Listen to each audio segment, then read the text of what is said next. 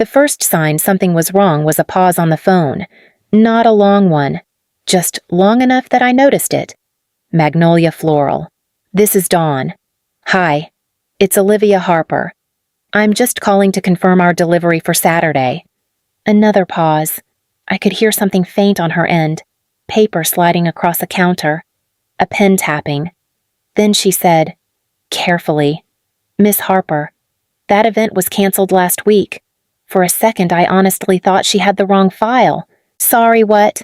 The wedding at Cedar Creek Event Barn. We received a cancellation email on Tuesday.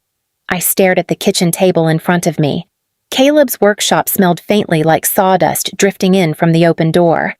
That's not possible, I said. I didn't cancel anything. Dawn hesitated again. The message came from your email address. I hung up. Maybe it was a mistake. Honestly, that's what I told myself. A stupid system glitch or something. So I called the caterer. Same answer. Canceled. I called the photographer. Canceled. By the time I called the venue itself, my hands were shaking hard enough that I had to switch the phone to my other hand. Cedar Creek Event Barn, the manager said. Hi, this is Olivia Harper. I'm calling about my reservation this weekend. Silence. Then a slow exhale. Miss Harper, we received your cancellation last Tuesday. I didn't cancel anything.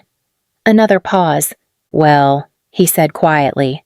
The email came from someone named Frank Harper. The name hit me like cold water. My father. I didn't even say goodbye before I ended the call. For a long minute, I just sat there at the table, staring at my phone while Caleb's saw buzzed faintly in the workshop outside. That's when I realized something that should have been obvious hours earlier. My father hadn't just canceled a vendor. He had canceled my entire wedding. My name is Olivia Harper. I'm 29 years old. The strange part is, none of this started with a fight. It started with a really good night. Caleb was standing in our kitchen holding a ring box that looked too small for the moment. The refrigerator hummed behind us and the smell of barbecue sauce from dinner was still in the air. He looked nervous. Not speech nervous, just honest nervous. I didn't plan a big speech, he said. I laughed a little. Good. I hate speeches. He took a breath. I just know I want every morning of my life to start with you. That was it. No fancy setup. No restaurant. Just Caleb in a flannel shirt and a tiny diamond catching the light from the kitchen lamp.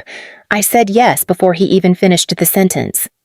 For 11 minutes, everything felt right.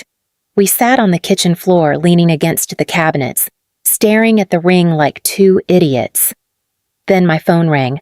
Caleb glanced at the screen. Your dad, I answered anyway. Hi, Dad. There was no pause. No congratulations. Where are you having the wedding? I blinked. We literally just got engaged. You need to move fast, he said. Good venues book a year ahead. Caleb could hear every word. I could see it in his face. We'll figure it out, I said. Send me the vendor list. Dad continued. I'll start making calls tomorrow. Caleb reached over and muted the phone. Liv, he said quietly. You sure you want him running this? I shrugged like it didn't matter. Looking back, that was the moment I should have stopped everything. Instead, I handed my father the first piece of the wedding. And yeah, that decision comes back later in ways I didn't expect. You ever agree to something small because it feels easier than arguing? At first, it honestly looked like help. 2 days after the engagement, Dad called while I was sitting at the kitchen table with Caleb. He was sanding a chair leg, that steady scratch filling the room. I spoke with Cedar Creek Event Barn. Dad said, they've got a Saturday open in October. You already called them. You wanted a venue, didn't you? I glanced at Caleb. He raised one eyebrow but didn't say anything. Yeah, I said slowly. That's good, I guess. Dad kept going. I also spoke with a caterer. Barbecue is fine for a picnic. Olivia, but weddings should look more professional. I like barbecue. You'll thank me later. A few days after that, he sent an email with a florist contract attached.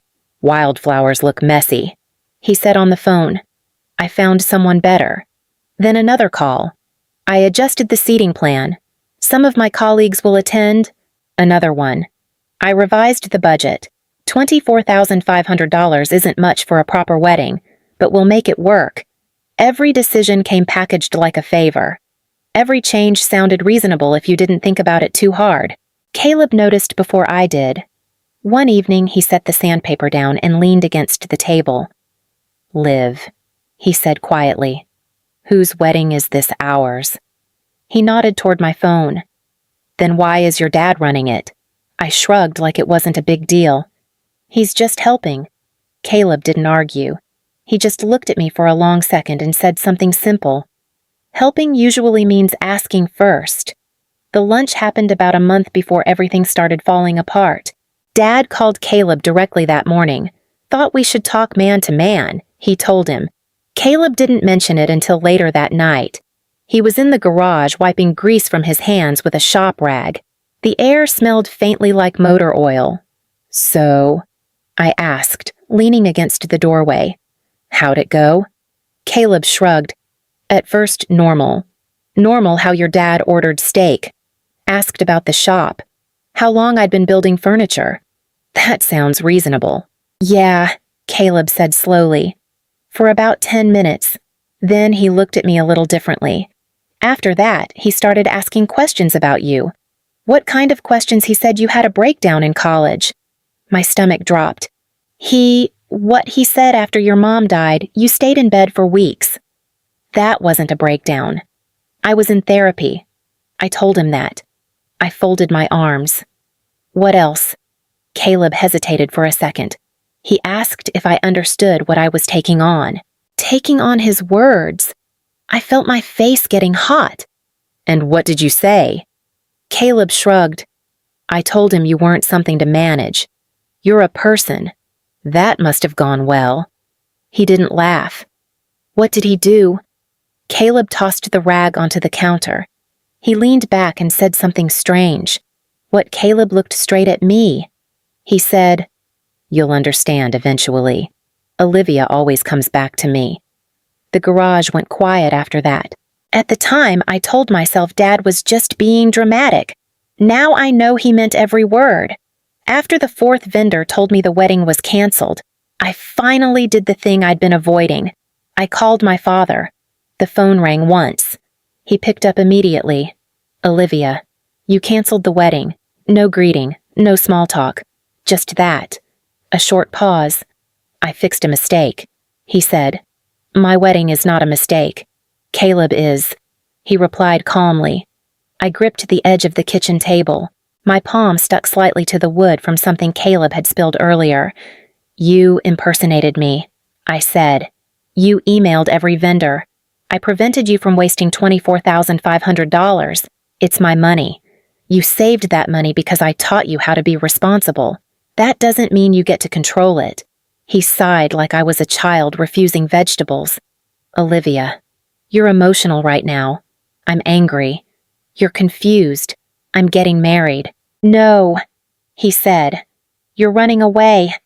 Something inside my chest went tight. I'm building a life. With a man who builds chairs for a living. Furniture. I snapped. He builds furniture. Dad laughed softly. You'll understand eventually. That's what you told Caleb. Another pause. You spoke to him. He told me everything. Dad's voice changed then. Colder. He's filling your head with nonsense. No, I said quietly. You've been doing that for years. Silence sat between us for a few seconds. Then he said the sentence that still echoes in my head. Everything you have exists because of me. I stared at the wall while Caleb's saw started humming again in the garage. Not everything, I said. I hung up before he could answer. Honestly, that moment felt like stepping off a cliff without knowing if there was ground underneath. You ever say something to someone and realize halfway through that nothing between you will ever be the same again? Claire showed up about an hour after I hung up on my father. She didn't knock. She never does. You look terrible, she said, walking straight into the kitchen. Thanks. Caleb was leaning against the counter. Her dad canceled the wedding. Claire nodded like she'd already expected it.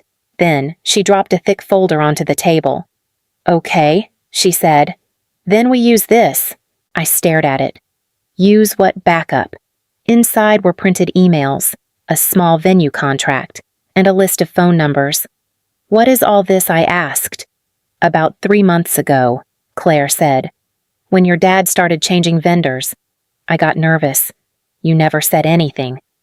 You would have told him, she replied calmly. Caleb stepped closer and flipped through the pages. Willow Grove Gardens. He read. Small place. Holds about 120 people, Claire said. Our list is 180. Then we trim the list.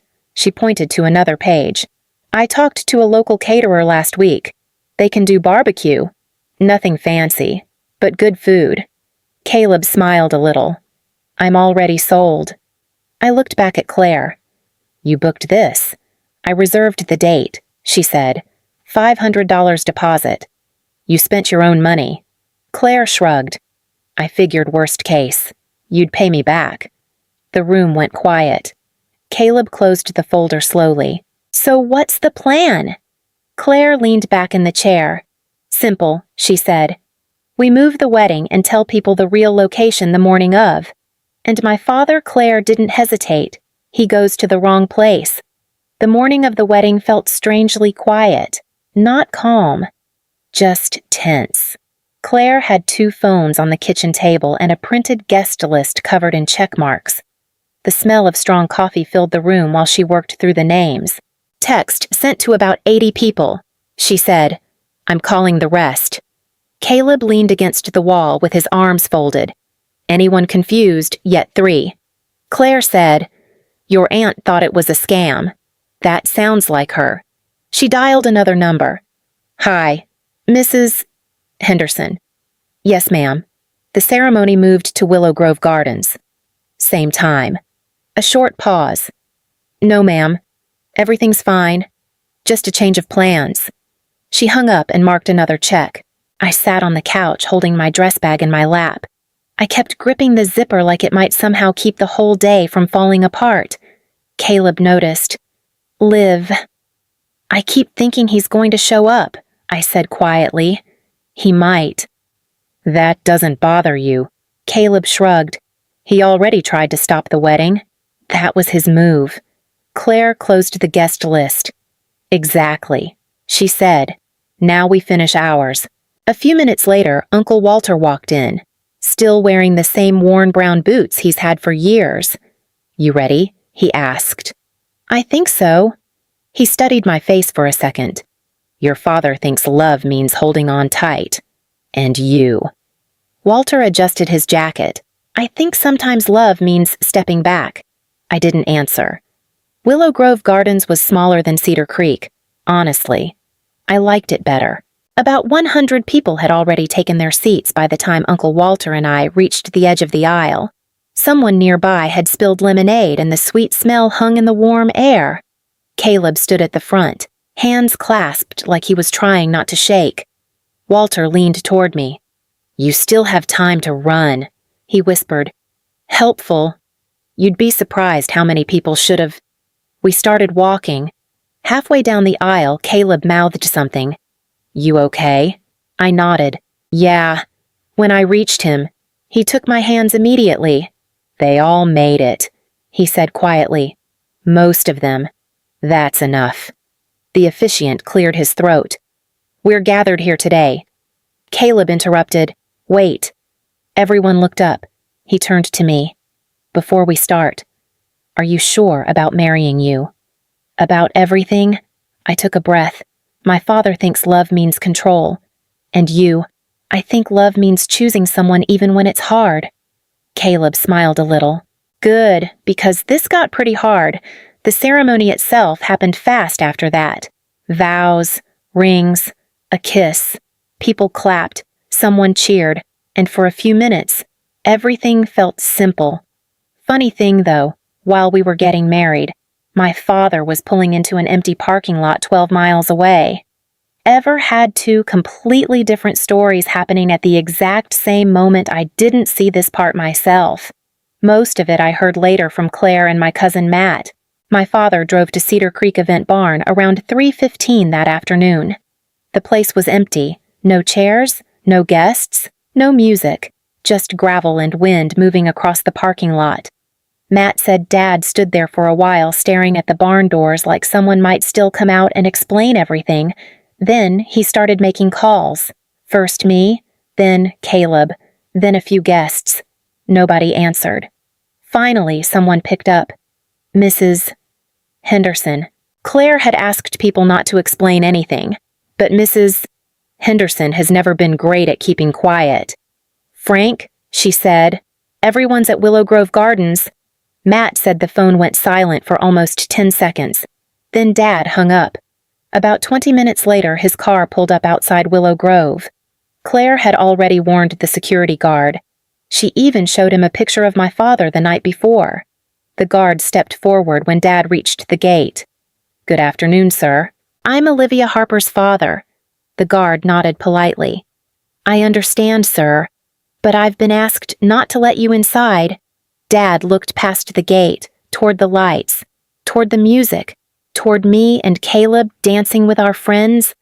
The guard said my father stood there for a moment, very still. Then he said something quietly. "She'll come back." After that, he turned around and walked back to his car. Life didn't explode after the wedding like some dramatic movie. Honestly, it just kept moving. Caleb went back to the workshop the next Monday. The saw hummed most mornings while I graded spelling tests at the kitchen table. People in town talked for a while. "Your father tried to stop the wedding." That's what I heard. "Are you okay?" I usually answered the same way. "Yeah, I'm okay." 3 months later, Caleb's business actually picked up. A few guests ordered furniture after the wedding. Funny how things work sometimes. I hadn't spoken to my father once. Then one evening, about 6 months later, I came home and saw an envelope on the porch. No stamp. Inside was a single brass key. The key to the house I grew up in. My father used to keep it on his keychain like proof I belonged there. Caleb looked at it in my hand. "You gonna call him? I don't know." "You want to?" I thought about it for a long time. Then I set the key beside our wedding photo on the shelf. "Not tonight," I said. "Here's the thing I've learned through all this. Family can love you and still try to control you. Both can exist at the same time. The hard part is deciding where your boundaries live. If you've ever had to draw that line with someone you love, you probably know how complicated that feels. Anyway, that's my story.